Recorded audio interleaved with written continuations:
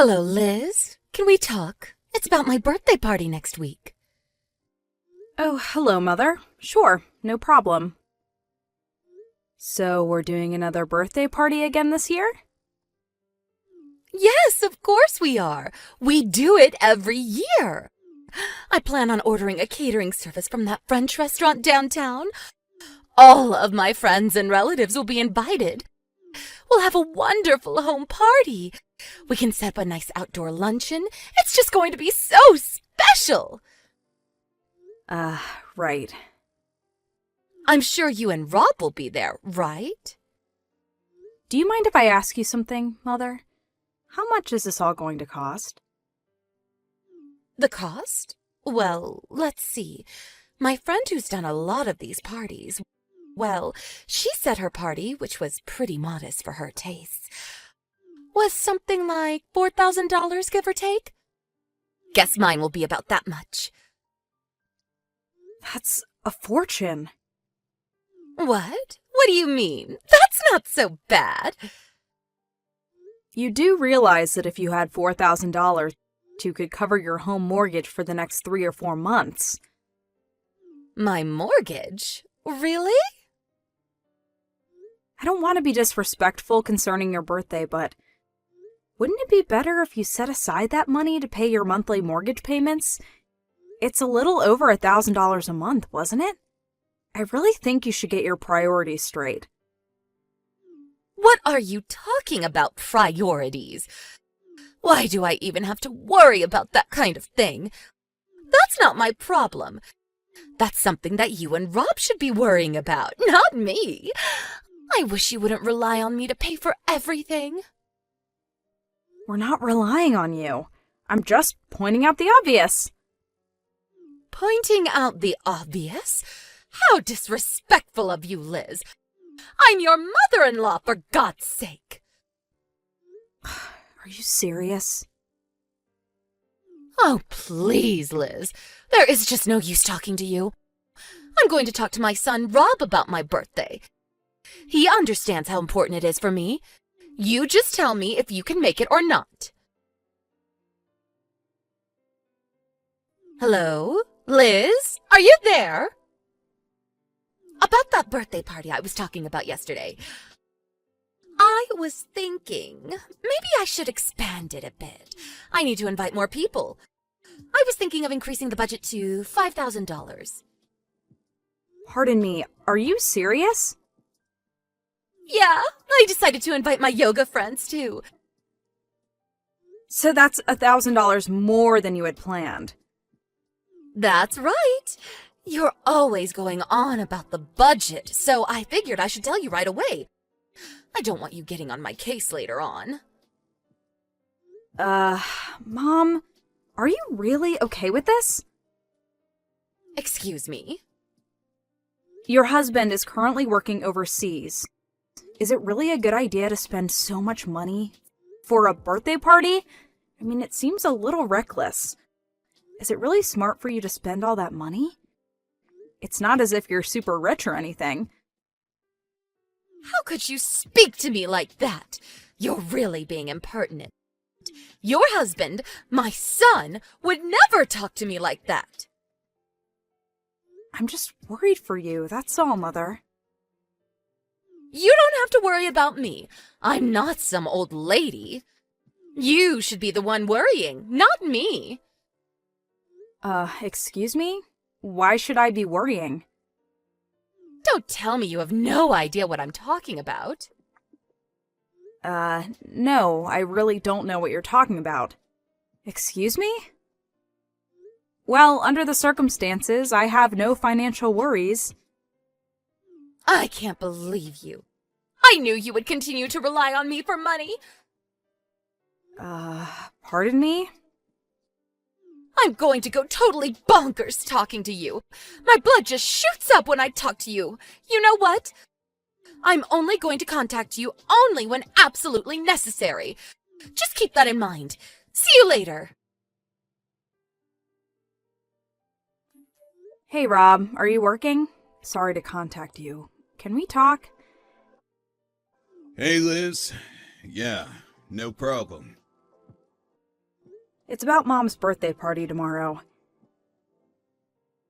Yeah, she says she's inviting her neighbors. Said it's going to start at 6 p.m. Did you hear what the cost for the party will be? The cost? No, haven't heard anything. That's overseas now, so she'll probably do it on a tiny budget.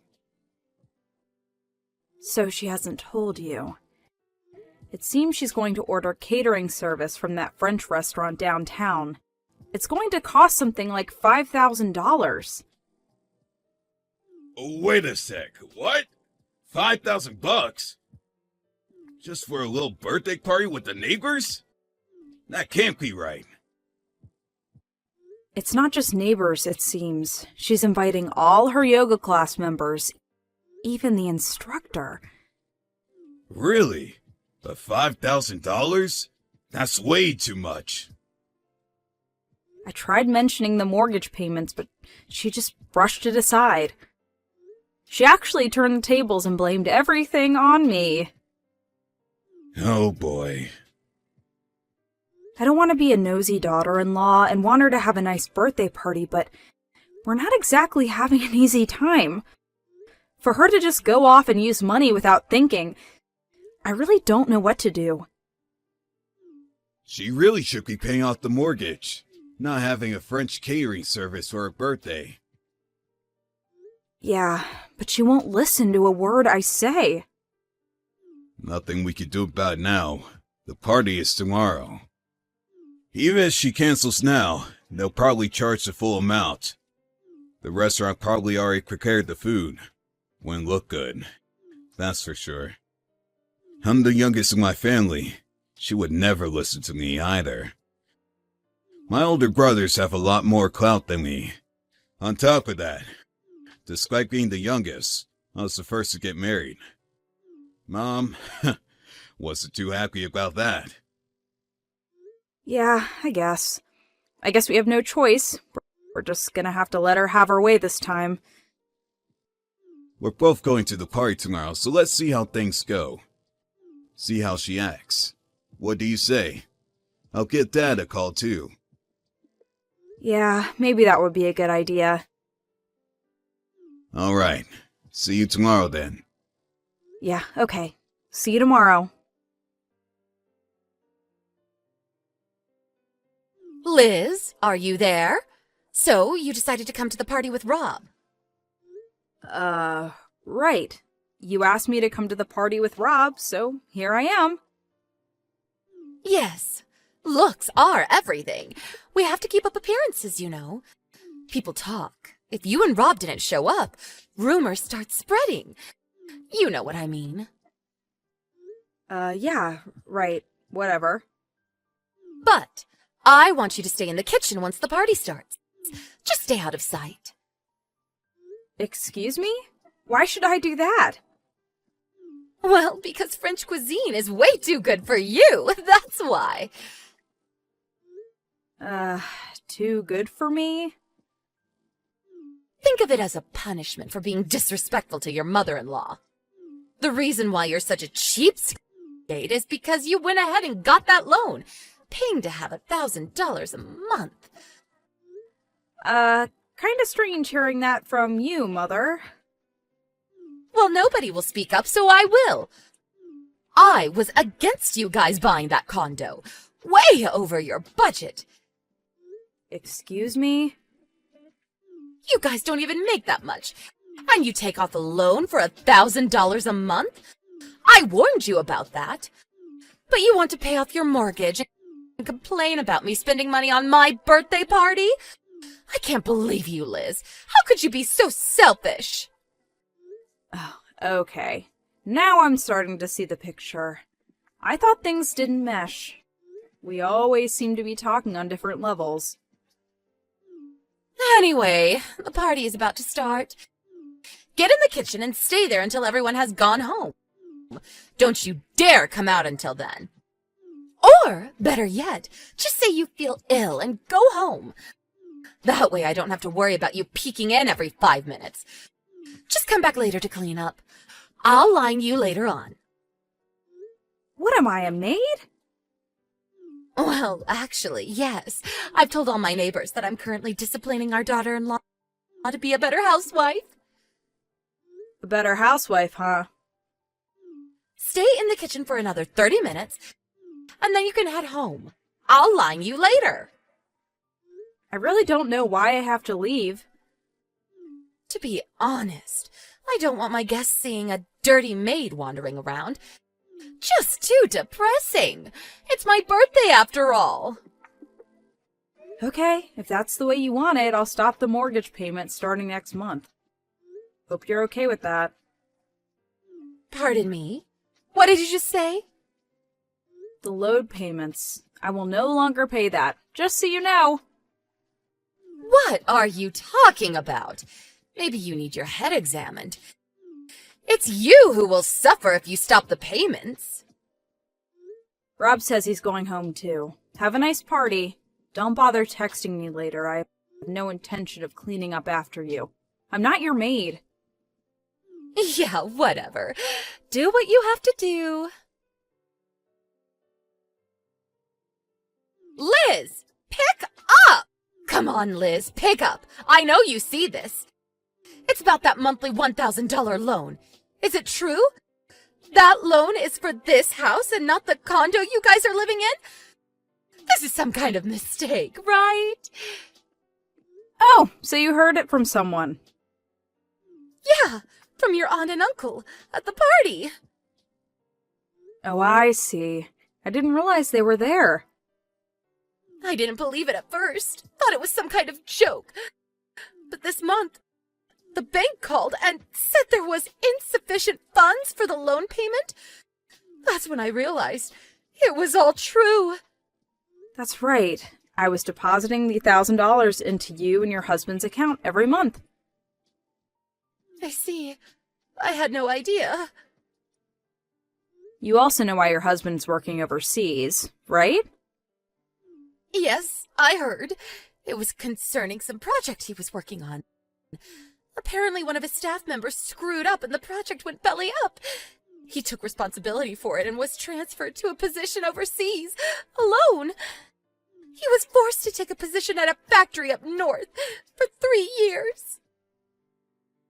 That's right. And his pay was slashed drastically. You know that too, right? Your husband came to me. He said he had more than 7 years left on the loan. I was working 2 jobs, so I was financially doing okay, so I agreed to help him out at least until he got back on his feet again. Then what about that condo you live in? That's more than you can afford. You guys moved in right about the time my husband was transferred overseas. That's why I thought the loan was obviously to pay the mortgage on that condo. The condo is owned by my uncle. Huh? Your uncle? I thought we explained all this to you years ago when we first moved in. My uncle thought we would have a hard time paying $1,000 a month to cover your loan, and so he allowed us to live in this condo free of charge until things worked out. Live there free of charge? Don't misunderstand. My uncle's family lives there too. We just have one room to ourselves, and I help with the cooking and cleaning. It's been a real help. We're living on a tight budget. No perks. I see. Your husband suggested that we move into that house, but I think we talked about it. You were adamantly against it, as I recall. Oh, so that was what it was all about. You were so insistent that whoever lives in that house had to be the eldest son and his family. Not Rob and I. Not the baby of the family. You just wouldn't allow it. I remember you banging on the kitchen table and going into hysterics. You remember that, don't you? Did I really? Anyway, I had no idea about all of this. How was I supposed to know you guys were paying and all? Come on. We sat down and explained everything to you. Don't you remember? Everyone was there. Rob and his brothers, your husband. I was there too. We had that family meeting in your living room. We explained everything. I don't remember any of it. Yeah, I remember you were sort of just half listening. You really weren't interested in anything we were saying. You would only hear what you wanted to hear, like continuing to live at the house. When the talk switched to possibly helping out by working part-time, you put an end to that conversation pretty quick. You didn't want to hear about Rob and I living with you either. We just couldn't get through to you. In the end, it was Rob and I who had to make the sacrifices. But that last birthday party was the straw that broke the camel's back. I had no idea. I really didn't. You just refused to listen. Anyway, we talked to your husband and he gave us permission to stop the monthly payments. Huh? Really? If the payments are no longer possible, we're just gonna have to put it up for sale. Pardon me? The house is going to be sold? That's right. He really didn't want to lose the house he spent years paying for, but your husband didn't want to burden Rob and I any longer. We're still young, and we hope to someday buy a house too. Your husband decided it was no longer feasible after hearing all the stories about your antics from his sons. As for the $6,000 that I forked out, your husband said he would eventually pay me back. This is not happening. I heard your husband is coming back for a short visit. I'm sure he'll sit you down and explain the whole thing. So, I urge you to talk to your husband about the rest. Rob and I have nothing to do with it going forward. Please, Liz, let's talk. Sorry, I have no more to say. Goodbye! But Liz, please, listen! A few days later, her husband returned for a short visit. The family had a long talk about the current circumstances. First off, they talked about selling the house.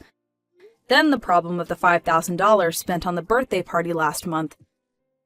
He also reprimanded her for treating me so harshly, despite my financial support. But what really shocked her was the divorce papers that he thrust on her. She was, of course, taken aback by her sudden predicament, but immediately recovered and demanded that one of her sons take her in and support her.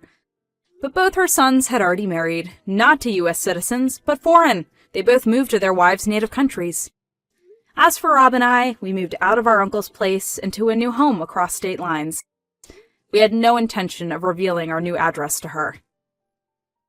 My mother-in-law eventually landed a part-time job, but I heard she got caught stealing and was fired immediately. Last I heard, she's living on her meager savings and looking for a new job.